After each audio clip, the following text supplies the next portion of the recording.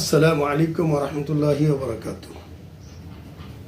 ইসলামী জিন্দিগি, ইসলামী জীবন ব্যবস্থা অত্যন্ত সুন্দর জীবন ব্যবস্থা। যদি আমরা এর উপর চলতে পারি তাহলে আমাদের জীবন, আমাদের ব্যবসা বাণিজ্য, সমাজ, পরিবার হবে জান্নাতের মতো সুখকর। এই আশা ভরসা নিয়ে আজ থেকে প্রায় 21 বছর আগে লিখেছিলাম আদর্শ সুখী জীবন তালাক নয় সংশোধন। অত্যন্ত দুঃখজনক ব্যাপার, ওই বইটি লেখার পর থেকে আজ পর্যন্ত বাংলাদেশে লক্ষ লক্ষ মানুষ তার সংসার ভেঙে দিচ্ছেন। অত্যন্ত পরিতাপের বিষয় যে মানুষ বইটা ভালো করে পড়েন না। তাই সংক্ষিপ্ত আকারে আজকে আপনাদের সম্মুখে সংসারের সুখের কথা, সংসার যেন সুখময় হয় সেই ব্যাপারে কিছু কথা বলতে চাই। দেখুন, আপনি যদি আপনার সংসারটাকে সুখময় করতে চান তাহলে আপনার বিবির সাথে আপনার সম্পর্ক হতে হবে মাহবুবানা সম্পর্ক।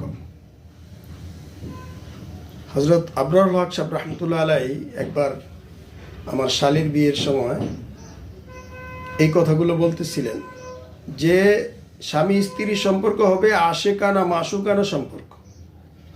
বিবি হবেন মাসুকা। আর মাসুকার সাথে কি আইনি সম্পর্ক চলে? চলে না।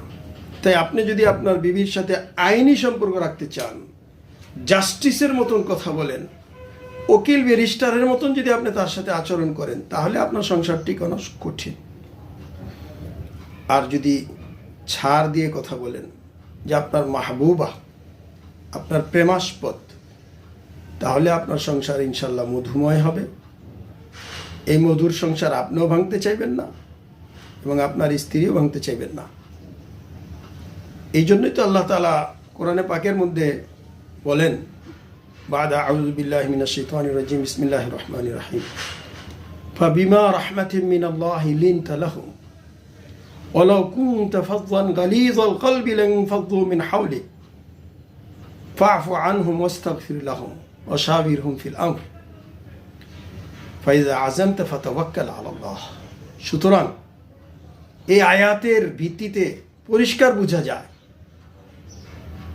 যে ফাবিমা রাহমাতিন মিনাল্লাহি লিনতা লাহুম, আল্লাহর দয়ায় আপনি নরম হয়েছেন। অর্থাৎ আমার রাসূল ছিলেন একজন নরম মানুষ।